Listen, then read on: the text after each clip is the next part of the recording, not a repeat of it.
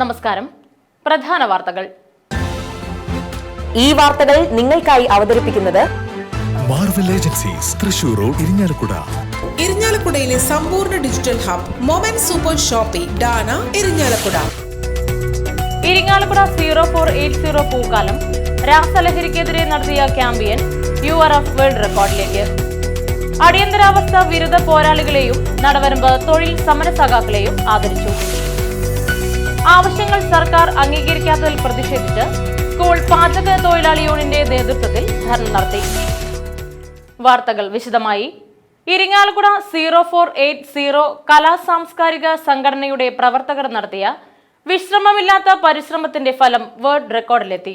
24,434 പൂക്കളങ്ങളിൽ രാസലഹരിക്കെതിരെ ഞങ്ങളും 0480 എന്ന സന്ദേശം നൽകിക്കൊണ്ടായിരുന്നു ഒരു നാടിന്റെ കൂട്ടായ്മയുടെ ഒത്തൊരുമയുടെ വിജയമായി ക്യാമ്പയിൻ മാറിയത്. ആഗസ്റ്റ് 31 രാവിലെ മുതൽ ആയിരക്കണക്കിന് പൂക്കളങ്ങളിൽ 0480 സന്ദേശം വച്ചുകൊണ്ടുള്ള ഫോട്ടോകൾ ഡിജിറ്റൽ വാട്സപ്പിലേക്ക് ഒഴുകിയെത്തുകയായിരുന്നു. വൈകിട്ട് നടന്ന സമാപന സമ്മേളനത്തിൽ URF ഇന്ത്യൻ പ്രതിനിധി ഡോക്ടർ സുനിൽ ജോസഫ് 0480 രാസലഹരി വിരുദ്ധ ക്യാമ്പയിന് URF വേൾഡ് റെക്കോർഡ് ലഭിച്ചതായി പ്രഖ്യാപിച്ചു. 0480 president U Pradeep Menon world record സർട്ടിഫിക്കറ്റും വേൾഡ് റെക്കോർഡിന്റെ ലോഗോ അടങ്ങുന്ന സാക്ഷ്യപത്രം സെക്രട്ടറി റഷീദ് ഗാർലത്തിനും പ്രോഗ്രാം കോർഡിനേറ്റർ സോണിയ ഗിരിക്ക് URF റെക്കോർഡ് പതക്കവും കൈമാറി. സമാപന സമ്മേളനം ഉന്നത വിദ്യാഭ്യാസ സാമൂഹ്യ നീതി വകുപ്പ് മന്ത്രി ഡോക്ടർ R ബിന്ദു ഉദ്ഘാടനം ചെയ്തു. രൂപത bishop Mar Poly Kannukadan, Christ college manager father Joy Peenikkaparambil, Kalanilayam Raghavanashan, Sadanan Krishnankutty എന്നിവർ പങ്കെടുത്തു.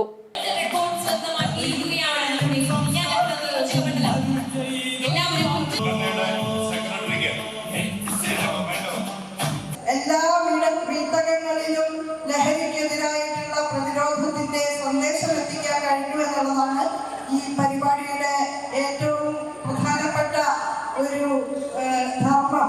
അത് കൃത്യമായി നിറവേറ്റപ്പെട്ടിട്ടുണ്ട്. 24,000 പൂക്കളങ്ങൾ നമുക്ക് ഉറപ്പാക്കാൻ കഴിഞ്ഞു എന്നുള്ളത് വലിയൊരു നേട്ടമായി കരുതുകയാണ്. തുടർന്നും 0480 വൈവിധ്യപൂർണമായ ഉത്തരവാദിത്തങ്ങൾ ഏറ്റെടുത്ത് മുന്നോട്ട് പോകാനാകട്ടെ എന്ന് ആശംസിക്കുന്നു. 0480 ചുരുങ്ങിയ കാലം കൊണ്ട് മനുഷ്യ ഹൃദയങ്ങളിൽ ഇടം പിടിച്ചു എന്നുള്ളത് അഭിമാനത്തോടുകൂടെ പറയട്ടെ.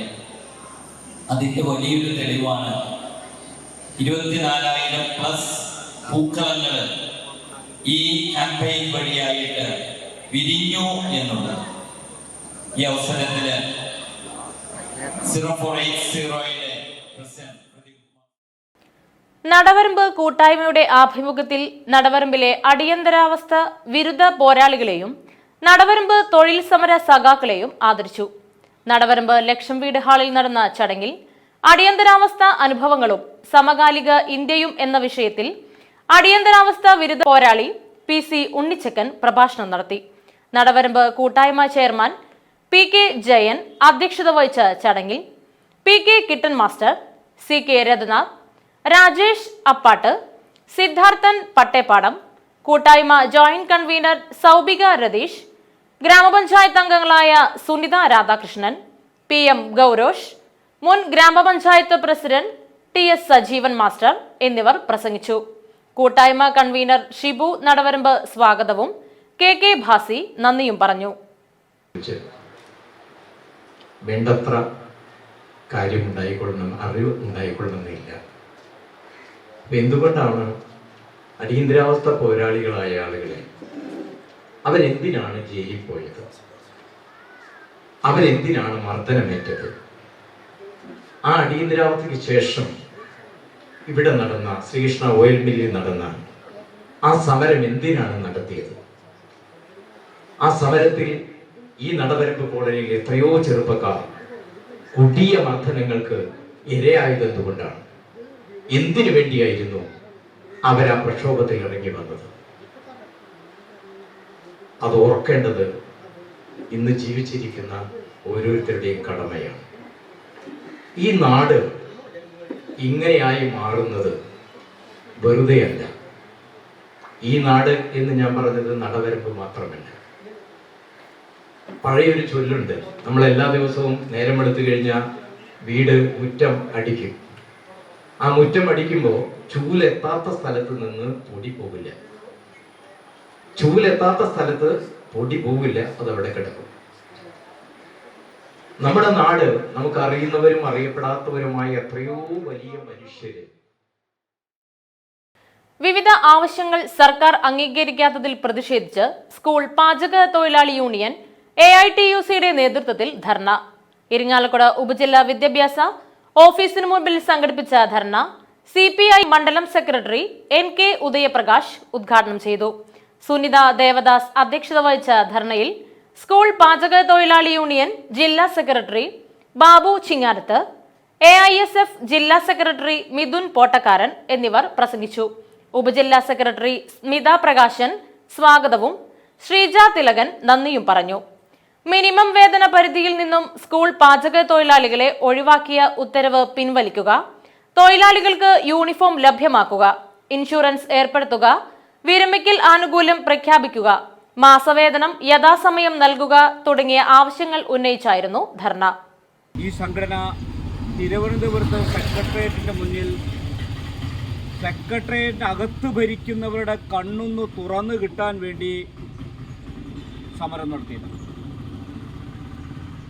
എത്രയോ ത്യാഗം ചെയ്തിട്ട് വണ്ടിക്കാശ് പോലും കയ്യിലില്ലാത്ത അവസ്ഥയിൽ കടം മേടിച്ചും അത്യാവശ്യം ചില ആളുകളുടെ സഹായം കൂടി നേടിയിട്ടാണ് നിങ്ങളിൽ പലരും ആ പരിപാടിക്ക് സമരത്തിന് പോയിട്ടുള്ളത് എന്നൊക്കെ ഞങ്ങൾക്കറിയാം.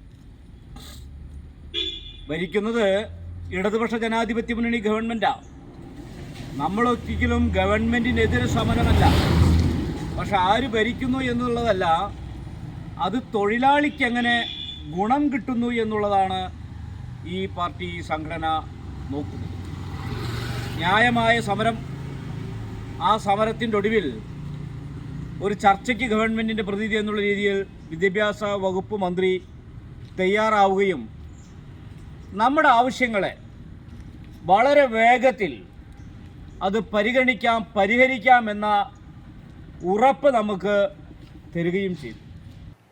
Council for Indian school certificate examination സംഘടിപ്പിക്കുന്ന ദേശീയ ടേബിൾ ടെന്നീസ് ടൂർണമെന്റ് സെപ്റ്റംബർ 1, 2, 3 തീയതികളിൽ ഇരിങ്ങാലക്കുട ഡോൺ ബോസ്കോ സെൻട്രൽ സ്കൂളിൽ വെച്ച് നടക്കുമെന്ന് school director father Emmanuel Vattakunnel വാർത്താ സമ്മേളനത്തിൽ അറിയിച്ചു.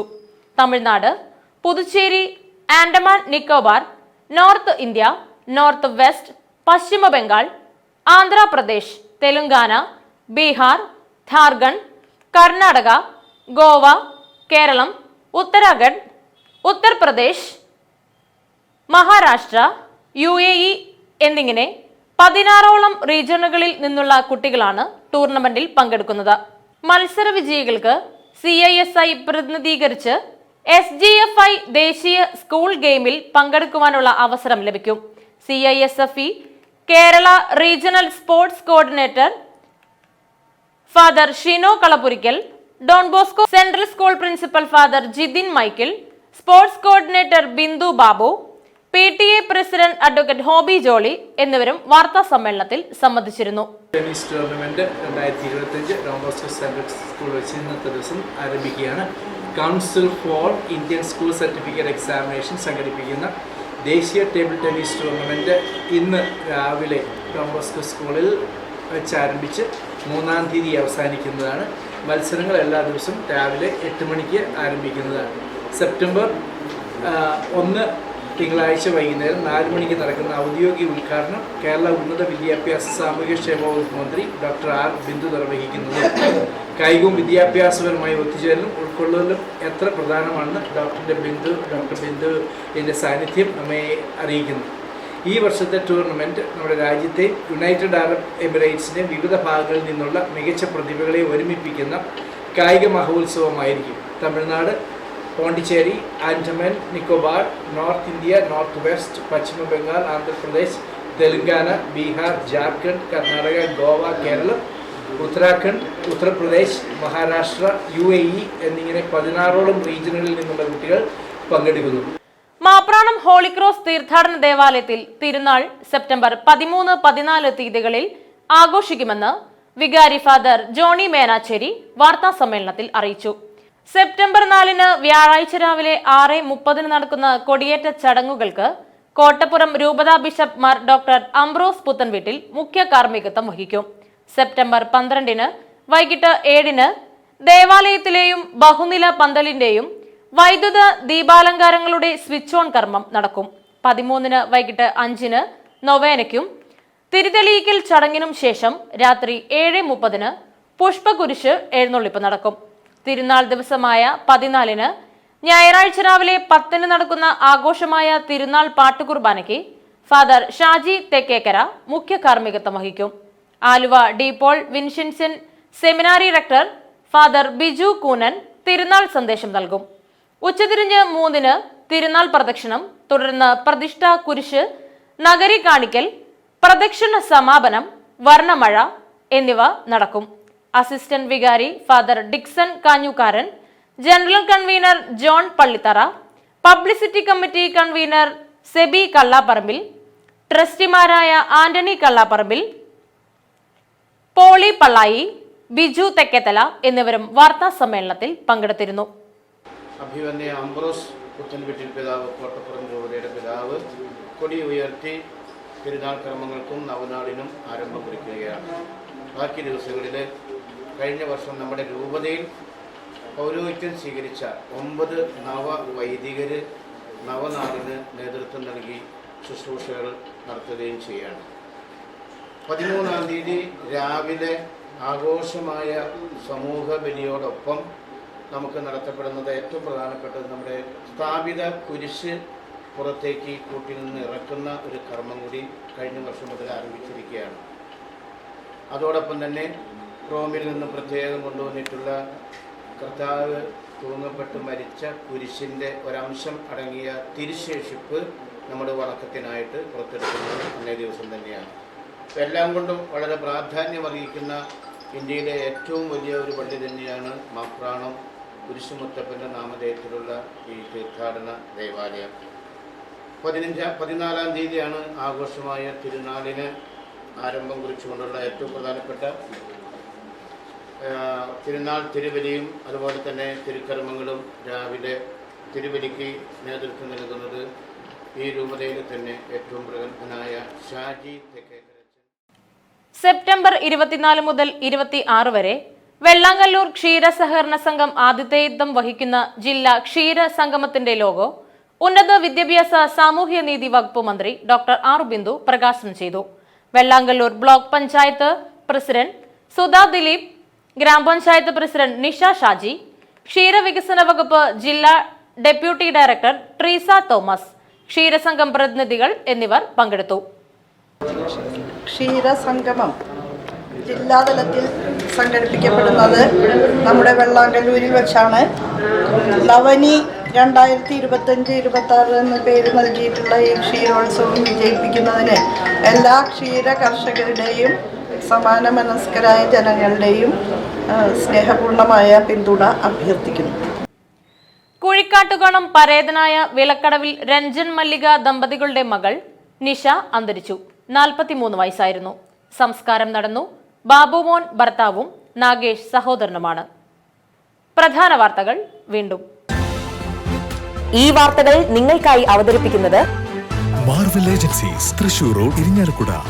ഇരിഞ്ഞാലക്കുടയിലെ സമ്പൂർണ്ണ digital hub moment super shopping ഡാന ഇരിഞ്ഞാലക്കുട. ഇരിങ്ങാലക്കുട 0480 പൂക്കാലം രാസലഹരിക്കെതിരെ നടത്തിയ ക്യാമ്പയിൻ URF വേൾഡ് റെക്കോർഡിലേക്ക്. അടിയന്തരാവസ്ഥ വിരുദ്ധ പോരാളികളെയും നടവരമ്പ് തൊഴിൽ സമരസഖാക്കളെയും ആദരിച്ചു. ആവശ്യങ്ങൾ സർക്കാർ അംഗീകരിക്കാത്തതിൽ പ്രതിഷേധിച്ച് സ്കൂൾ പാചക തൊഴിലാളി യൂണിയന്റെ നേതൃത്വത്തിൽ ധർണ നടത്തി. ഇതോടെ വാർത്തകൾ കഴിഞ്ഞു. നമസ്കാരം.